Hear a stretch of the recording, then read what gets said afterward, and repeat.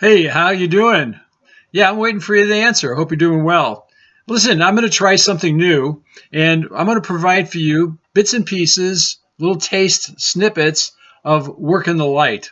And we're going to do that by starting by looking at something that's very important today, and as we talk about businesses or even sporting teams, and that's culture.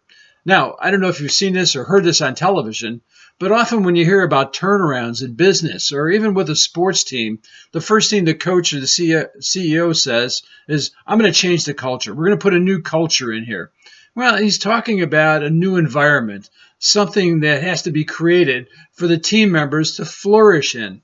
So, what does the best environment look like? What are its components?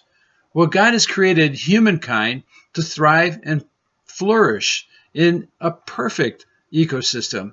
Perfect, you say. What does that look like? Well, it's actually surprisingly simple, and the pieces are available, and actually, quite honestly, almost all of them are absolutely free.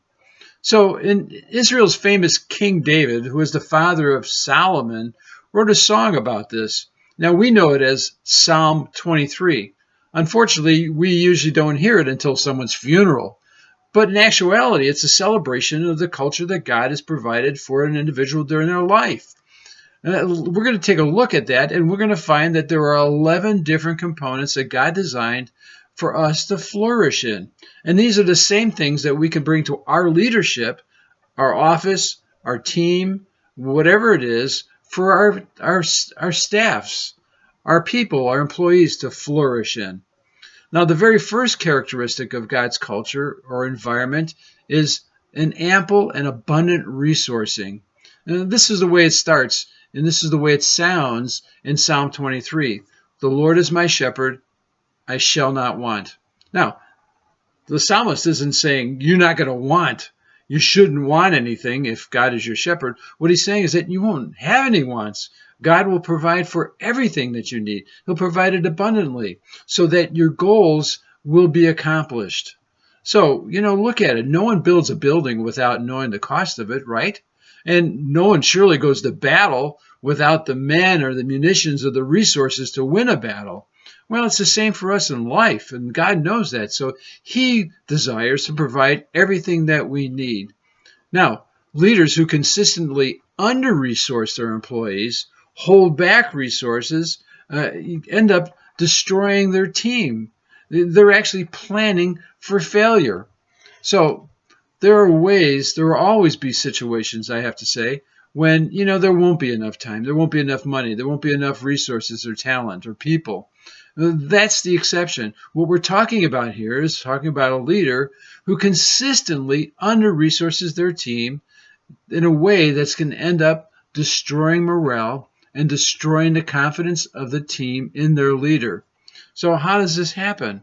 Well, a team will begin to believe that their leader is incompetent, clueless, or unaware of what it requires to accomplish a goal if they're constantly being under resourced by it for it.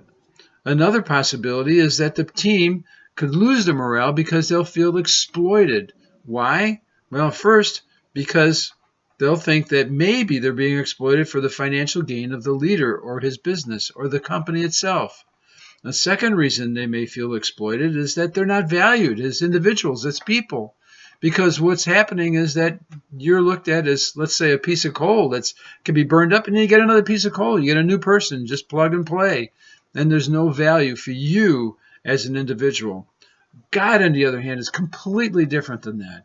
There's one promise that God makes that says that He will accomplish everything that concerns you. He'll step in and make sure that He provides the muscle, the know-how, the resources, so that whatever the goal is that He has for you will actually be accomplished. Another way that He puts this in His Word is that this promise that He will go before us and straighten out or smooth out our paths that we go and we walk on, that we take, the trail that we take. So it's like saying that the leader goes before those following him to make sure that the path is clear, that there are no impediments, no hurdles to get over, that they're taken care of, they're addressed, so that the accomplishing of a goal can happen. There's even when it comes to us personally, as just human beings individually, God promises to give each one of us everything that's required or pertains to godliness. In other words, he's not going to say, well, I want you to be godly, now go figure it out. No, no, no, no. What he does is he's going to give us absolutely everything that we need to have our life transformed. So, you're a leader. What does this look like for you? Are you providing what's needed for your team, your partners, your company, your drivers, your artists to accomplish the things that you're asking of them? Or do they feel like they've got to figure it out? That they have to go scratch and claw and get the resources together to accomplish what you want them to do? So, what does that look like for you? Are you the person who is abundantly and amply resourcing your team, or the one who your team is starting to wonder whether or not they can have confidence in you? That's a big difference.